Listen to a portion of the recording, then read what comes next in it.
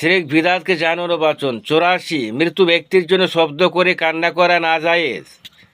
85, মৃত্যু ব্যক্তির বাড়িতে আশপাশের গ্রামের মেয়ে ছেলেরা আত্মীয় অনাত্মীয় সব মেয়েরাই জমা হয়, এমন প্রথা ইসলামে নাই। প্রয়োজনের জন্য শুধু মাত্র পুরুষ আত্মীয়রা জমা হবে, মেয়েদের জন্য মৃত্যুর বাড়িতে জমা হওয়ার কোনো প্রয়োজন নাই। অবশ্য বিশেষ বিশেষ আত্মীয় যেতে পারে, যেমন বাপ মরলে তার মেয়েরাও বোনেরাও জমা হলে কোনো দোষ নাই।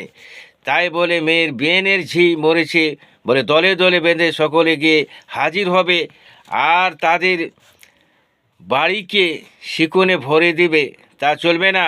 এখন দেখা যাচ্ছে যার বাড়িতে লোক মরেছে, লোক মরার জন্য যত ক্ষতি হয় নাই, আজে বাজে মেয়ে ছেলে জমা হয়ে তার চেয়ে বেশি ক্ষতি হয়।